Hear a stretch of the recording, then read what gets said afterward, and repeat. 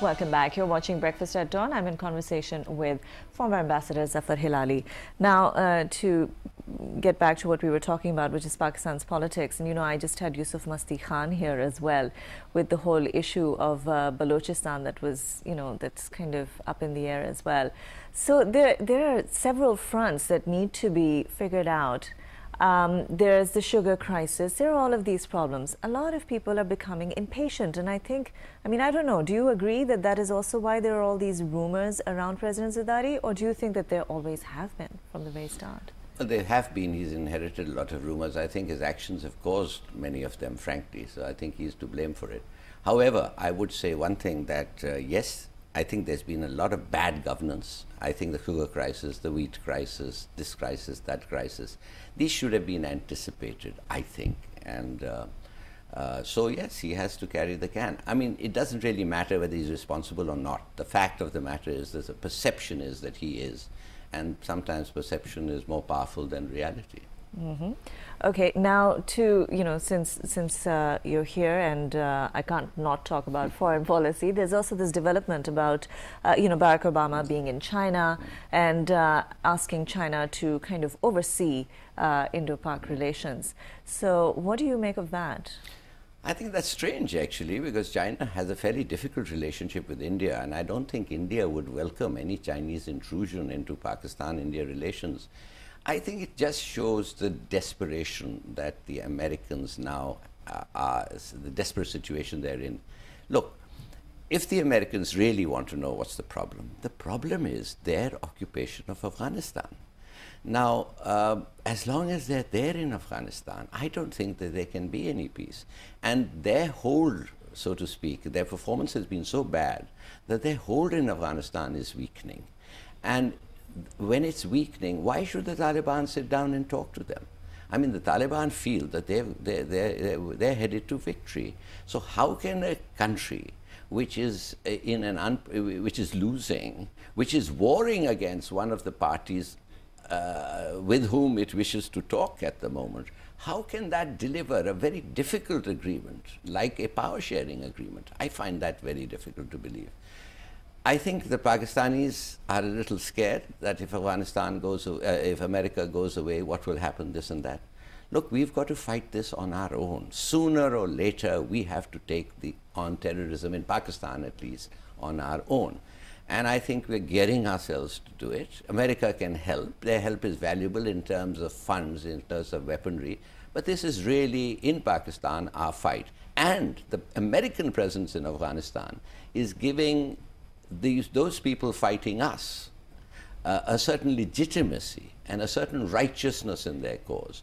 And it's divided the nation, let's face it. I mean, a lot of people think that America is responsible for all of this. So I think we should start off with an American departure from Afghanistan and let the dust settle where it will in Afghanistan. We should always let the dust settle where it will in Afghanistan. That's what Benazir believed, but a policy which he was not allowed to carry out by the establishment. I mean, because they felt that they were onto a good thing. They felt they had a friendly government in Afghanistan and they could then now move on to Central Asia. Well, it was absolute nonsense. She understood it. She, in fact, directed them not to interfere in Afghanistan. Because as your previous speaker said, all we're doing is fighting proxy wars. I mean, we were actually sending troops in plain clothes to fight for the Taliban. And so were the Iranians, sending people to help their proxies.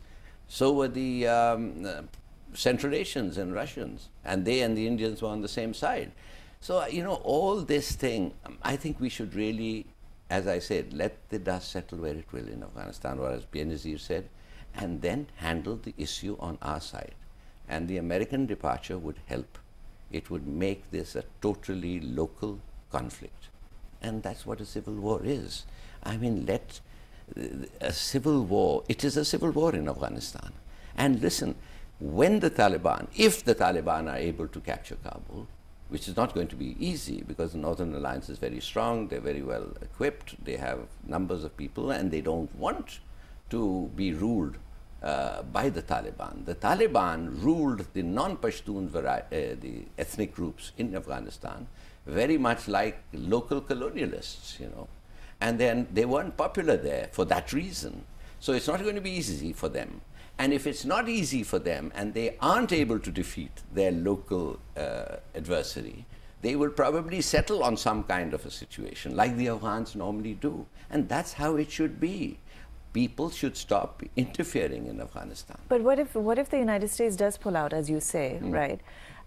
Isn't there once again aren't there going to be the same allegations, the same accusations that, America just pulled out and kind of left everybody in the lurch, and that responsibility was, that same abandonment that everybody talks about? They talk about America leaving in in 1990 and leaving everything. It's true and it's false. It's true in the sense that they had a responsibility to see that the fallout of the war, the refugees and the lack of infrastructure, etc., they could have certainly contributed to its development. That's true.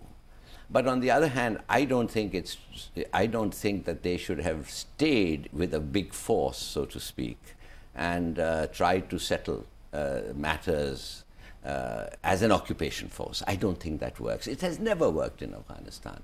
The Afghans are the biggest xenophobists that anybody could ever think of. They only unite against the foreigner. Once the foreigner goes, they start attacking each other and fighting like cats and dogs. So I think that the best thing would be for the Americans to get out. I think that the Americans probably know this. They're probably scared of confessing it at the moment. But sooner or later down the line, they will realize that it is not for them to form a stable, broad-based government in Afghanistan. They can't decree it.